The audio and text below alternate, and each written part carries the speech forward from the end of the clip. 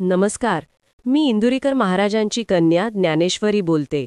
नुकताच माझा साखरपुडा समारंभ पार पडला, जो वैवाहिक जीवनातील पहिले पाऊल मानला जातो.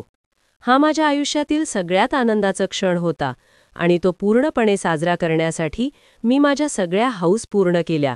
मात्र तुमच्यासारख्या सर्वसामान्य लोकांना तुमच्या मुलामुलींच्या हौस आणि इच्छा पूर्ण करण्याची मुभा आहे का?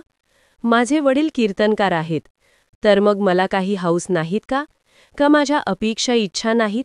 किंवा मी इतरांसारखे जीवन जगू शकत नाही?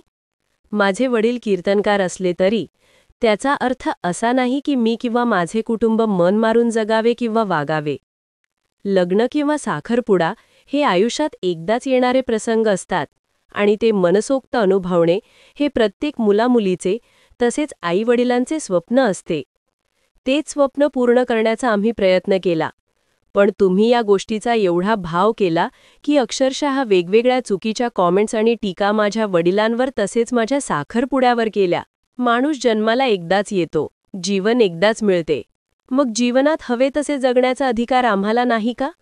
तुमच्या चुकीच्या कॉमेंट्समुळे आमच्या मनाला किती वाईट वाटते. आमच्या प्रतिष्ठेला धक्का बसतो याचा विचार कोणी केला का? माझे वडील गेली 20-30 वर्ष कीर्तन करत आहेत, समाज प्रबोधनाचे काम करत आहेत. समाजातील चुकीच्या चालीरीती, रूढी, परंपरा यांच्यावर ते बोलत आले आहेत. त्यांनी फक्त तुमच्यापुढे समाजाची वस्तुस्थिती मांडली. काय करावे, काय करू नये किंवा कसे वागावे हा निर्णय सर्वस्वी तुमचा आहे. कीर्तनात काही शब्द चुकीचे बोलले असतील, पण त्यांनी चांगले ज्ञानही दिले. मग तुम्ही तुमच्या जीवनात त्या चांगल्या ज्ञानाचा उपयोग केला का? फक्त 2 गोष्टी वेगळ्या सांगितल्या म्हणून त्यांच्यावर टीका करणे सर्वस्वी चुकीचे आहे. माझ्या वडिलांनाही प्रपंच आहे, संसार आहे.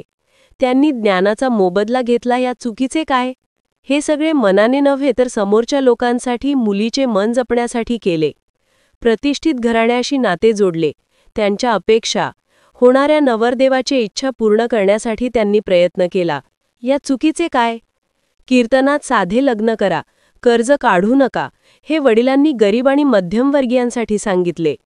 जर तुम्हाला कर्ज काढून लग्न करायचे असेल तर ते कर्ज माझे वडील फेडणार नाहीत, तुम्हालाच फेडायचे आहे. म्हणून जे वाटेल ते करा, पण आता तरी चुकीचे कॉमेंट्स थांबवा. साखरपुड्यावर एवढी चर्चा आणली, अजून लग्न खूप पुढे आहे. मग आम्ही लग्न करावे की नाही? तुमचा आशीर्वाद आमच्या वैवाहिक जीवनावर राहू द्या आणि लग्न सोहळा चांगल्या पद्धतीने संपन्न होऊ द्या. तुम्ही आम्ही सगळे माणसे आहोत. तुम्हाला मनसोक्त जगण्याचा अधिकार आहे तसा मलाही आहे. तुम्ही वडिलांना चुकीचे म्हणता की त्यांनी जे बोलले तसे वागले नाहीत किंवा शब्द पाळले नाहीत. ठीक, काही गोष्टी वडिलांच्या चुकीच्या असतील, ते आम्ही समजू शकते आणि त्यांच्या वतीने मी माफी मागू शकते. पण तुमच्यातले काही लोकांनी माझ्यावरही चुकीचे कॉमेंट्स केले की मुलीपेक्षा आई तरुण वाटते, मुलगी देशमुख महाराजांच्या पत्नीची बहीण वाटते असे नेगेटिव्ह कॉमेंट्स. मग हे तुमचे बोलणे चुकीचे नाही का? दुसऱ्याच्या चुका शोधताना स्वतःच्या चुका मान्य करायला हव्यात. गरज नाही की वडील जे बाहेर ज्ञान देतात तसे आम्ही आत्ताच्या पिढीने वागावे. त्यांची पिढी गेली, आम्ही बदलत्या जगासोबत चालणार. ज्ञानेश्वरताईंचे म्हणणे खरे. आधीचे संत पैसा, संसाराचा लोभ न ठेवता शुद्ध परमार्थ करत होते. पण कलियुगात थोडे संत शुद्ध परमार्थ करतात. प्रत्येकजण जास्त पैसा कमवण्याचा मार्ग अवलंबतो. इंदुरीकर महाराजांनीही कॉमेडी, समाजातील गोष्टींवर बोलून कीर्तनशैली बनवली. जास्त प्रसिद्धी मिळाली, कीर्तने वाढली. म्हणून त्यांना शुद्ध पारमार्थिक म्हणता येणार नाही. त्यांना संसाराचा लोभ आहे. मोठा साखरपुडा, अलिशान घर यावरून पैसा दिसतो. हाय प्रोफाईल घराण्याशी नाते जोडले तर ऐपतही असते. ऐकावे जनाचे आणि करावे मनाचे. कीर्तन ऐका, मनाला पटले ते आचरणात आणा, बाकी सोडा. पटत नसेल तर कीर्तनला जाऊ नका. महाराजांवर नेगेटिव्ह कॉमेंट्स करण्यापेक्षा, वेळ वाया घालवण्यापेक्षा स्वतःच्या आयुष्याकडे लक्ष द्या. तुमच्या बोलण्याने महाराजांचे बोलणे बदलणार नाही. राजकारणी कीर्तने देणे बंद करणार नाहीत. महाराजांचे लग्न आनंदाने पार पडे. श्रीमंत राजकारणी तारखा देतीलच. काही म्हणतात आपणच कीर्तने देतो, ऐकतो म्हणून पैसा कमावतात. टीकेनंतर इतर कीर्तनकार महाराजांना सांत्वन देतात, ट्रोलर्सना उत्तर देतात. प्रत्येक मुलीचे भले भावे, इच्छा पूर्ण भाव्यात, म्हणून साखरपुडा मोठा केला तर चुकीचे काय? पण त्यावर उत्तर, तुम्हीही कीर्तनकार आहात, बाजू घेणारच. काही म्हणतात जसे वागू शकत नाही तसे उपदेश देऊ नका, स्वतः अनुकरण करा तरच उपदेश द्या. आता माझे मत.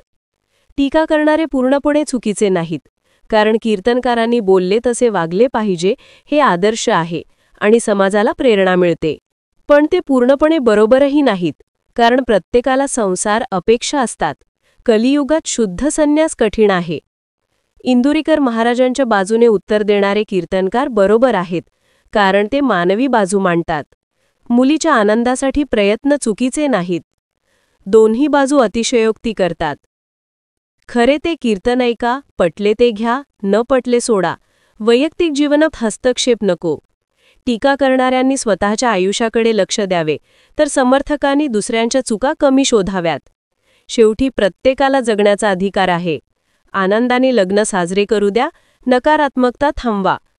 तुमचे मत कॉमेंटमध्ये सांगा.